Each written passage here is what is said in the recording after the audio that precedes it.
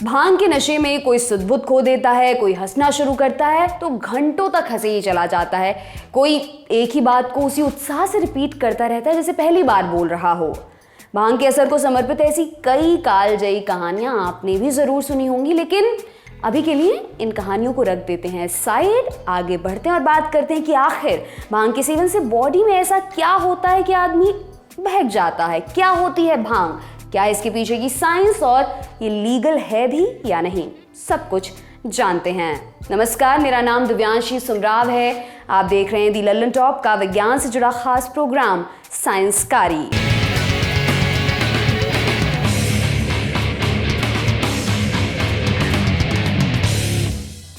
सबसे पहले तो जान लेते हैं भांग आखिर होती क्या है।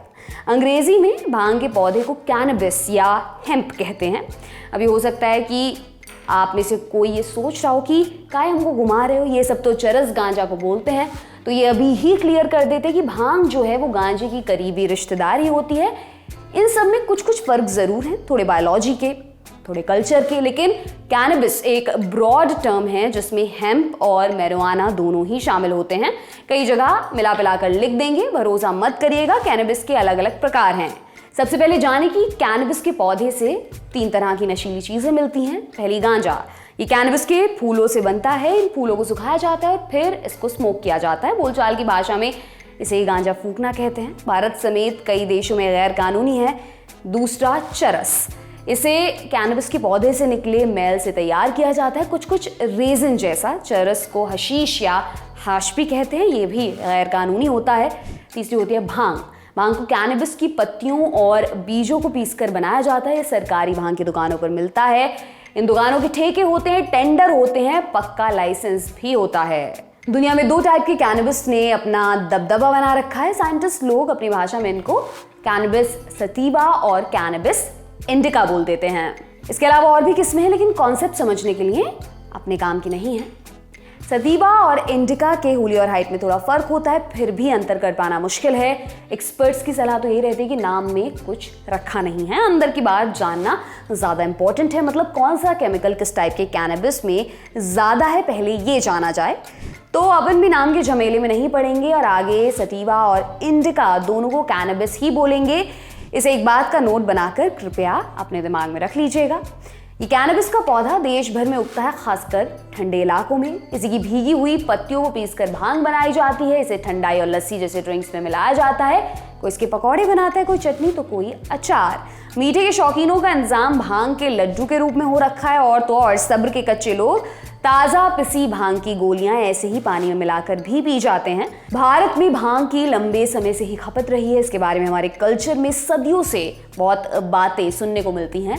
अथर्ववेद ने भांग को धरती पर 5 सबसे पवित्र पौधों में से एक बोला है। वहाँ भांग का उल्लेख एक स्ट्रेस कम करने वाले, खुशी देने वाली और मुक्ति देने वाली चीज़ के रूप में किया गया है। इसके अलावा आयुर्वेद में भी एक दवा के रूप में इसकी चर्चा होती रहती है। लेकिन इसके सारे गुण आते कहाँ से हैं, ये हमें पता चलेगा विज्ञान से। तो साइंस क्या कहती है? साइंस कहती है कि महफिल सटीवा की सजे या इंडिका की, इन 3 चीज़ों का जिक्र हर फसाने में होता है। कौन सी 3 चीज़ें? पहली टेट्राहाइड्रो कैनाबिनोल या THC, दूसरी कैनाबिडियोल यानी CBD, और तीसरी एंडोकैनाबिनोइड सिस्टम या ECS। आइए अब इनको एक एक करके समझ लिया जाए। THC और CBD 2 तरह के केमिकल होते हैं जो कैनबिस में पाए जाते हैं। इनको साथ में कैनाबिनोइड भी बोलते हैं। आप नाम से ही समझ सकते हैं, कैनबिस में मिलने वाले केमिकल यानी कैनाबिनोइड्स। CBD, घर का वो जिम्मेदार इंसान जिसका ध्यान पढ़ाई लिखाई में ज्यादा लगता है, क्लास में वो टॉप करता है, कम बोलता है। पापा ने कहा ये संतान उनका नाम रोशन करेगी। CBD साइकोएक्टिव नहीं होता है। साइकोएक्टिव बोले तो दिमाग से छेड़छाड़ करने वाला कुछ। CBD के कई फायदे बताए जाते हैं, खासकर दवा और कॉस्मेटिक बनाने में। उधर दूसरी तरफ THC है, इसका काम है बस घर में उधम मचाना। THC CBD के उलट THC एक नामी गिरामी साइकोएक्टिव है। यही वो मुआ है जो भांग से बनी चीज़ों का सेवन करने पर हाई देता है। हाई मतलब वही फीलिंग जो नशा करने के बाद आती है। THC जितना ज़्यादा होगा आप उतना ज़्यादा हाई फील करेंगे। और अब बात कर लेते हैं एंडोकैनाबिनोइड सिस्टम की, यानी कि ECS की। एंडो का मतलब होता है अंदर, तो एंडोकैनाबिनोइड्स हुए अपनी बॉडी में बनने वाले कैनाबिनोइड जैसे तत्व। ये ज़रूरत के हिसाब से हमारे शरीर के अंदर ही बनते हैं और इसलिए बनते हैं ताकि अंदर सब कुछ सही चलता रहे। THC और CBD जैसे कैनाबिनोइड्स हमारे इसी एंडोकैनाबिनोइड सिस्टम यानी कि ECS के साथ खेला करते हैं। इस सिस्टम को साइंस ज़्यादा तो समझ नहीं पाया है, इधर उधर रिसर्च चलती रहती है। निचोड़ यही है कि ये सिस्टम काफ़ी सारी चीज़ों पर असर डालता है, जैसे नींद, मूड, पुरानी चोट से होने वाला दर्द, दिल और लिवर की सेहत, ब्लड प्रेशर, याददाश्त, फर्टिलिटी यानी प्रजनन क्षमता, चलने फिरने की क्षमता, जी मिचलाना या उल्टी आना और स्ट्रेस। इसके अलावा शरीर का तापमान एक सा बना रहे, ज़रूरत के हिसाब से भूख लगे, इन सबको भी ये कंट्रोल करता है। एंडोकैनाबिनोइड सिस्टम का ठीक से चलना बॉडी के अंदर के बैलेंस के लिए बेहद ज़रूरी है। सार ये कि जैसा चलता है वैसा चलता रहे और ये तभी चलता रहेगा जब ये सिस्टम स्वस्थ रहेगा।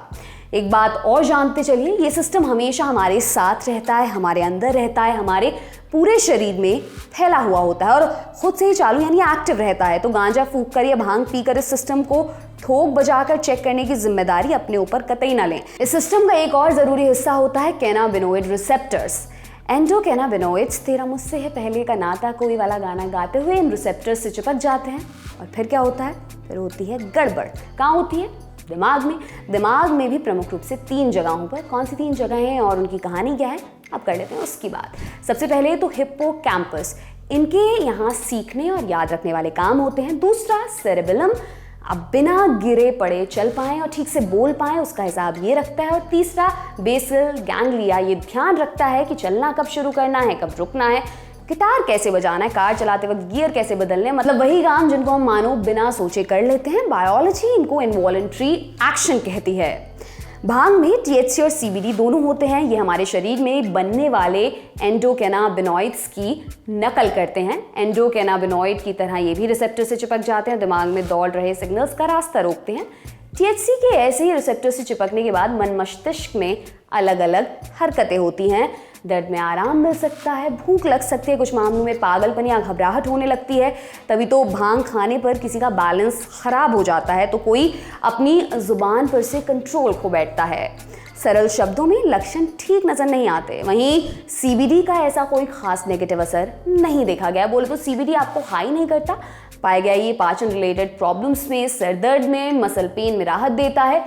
यहीं से भांग को दवा वाले गुण मिल जाते हैं। हालांकि ईमानदारी की बात यह कि इस बारे में और रिसर्च की भी खासी ज़रूरत है। स्टडी से पता चला है कि कैनबिस को फूंकने से खून में कैनाबिनोइड का लेवल 15 से 30 मिनट में बढ़ता है। वहीं अगर इसका सेवन खाकर या पीकर किया जाए तो असर दिखने में समय लगता है 2-3 घंटे लगभग।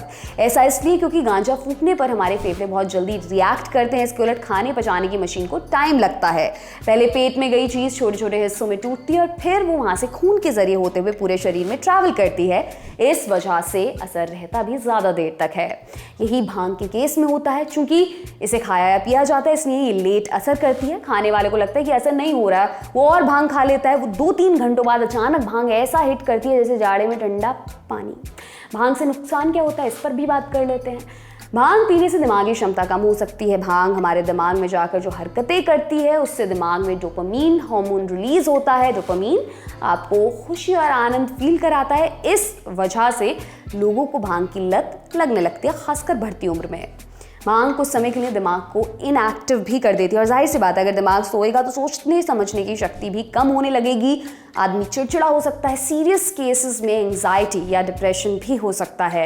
याद कीजिए कि एंडोकैनाबिनोइड सिस्टम आपकी बॉडी के कितने ज़रूरी कामों पर असर डालता है और भांग उस सिस्टम से छेड़छाड़ करती है। इससे नींद आना कम हो सकता है, भूख और ब्लड प्रेशर अचानक बढ़ सकते हैं, हार्ट संबंधी दिक्कतें भी ट्रिगर हो सकती हैं। भांग खाने के बाद सिर दर्द, घबराहट, जी मिचलाना और उल्टी आना भी आम है। इसके अलावा गर्भावस्था के दौरान या स्तनपान के दौरान इसका सेवन करने से समय से पहले डिलीवरी होने का खतरा है।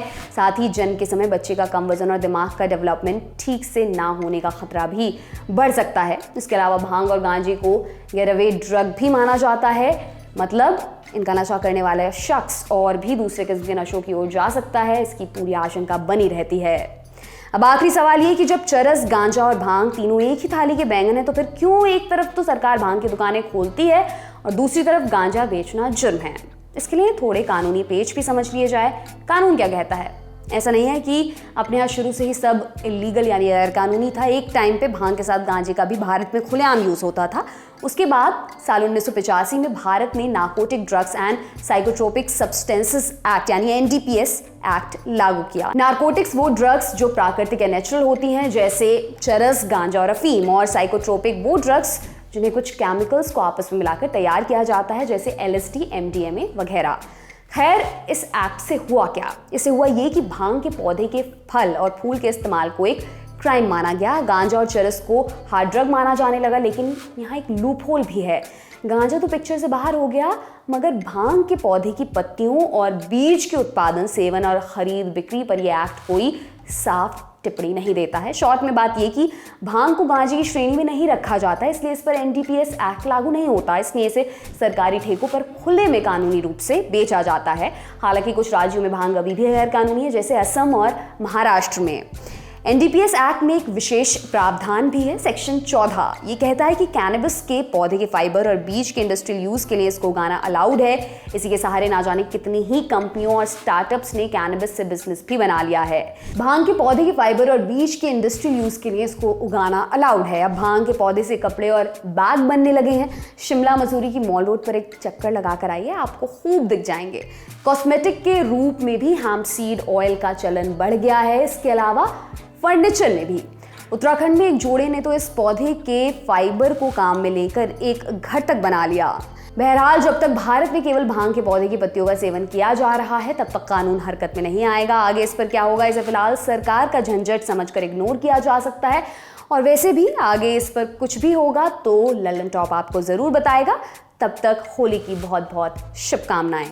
आपके लिए तमाम जानकारी इकट्ठा की है हमारे साथी जतिन ने। देखते रहिए दी ललन टॉप। शुक्रिया।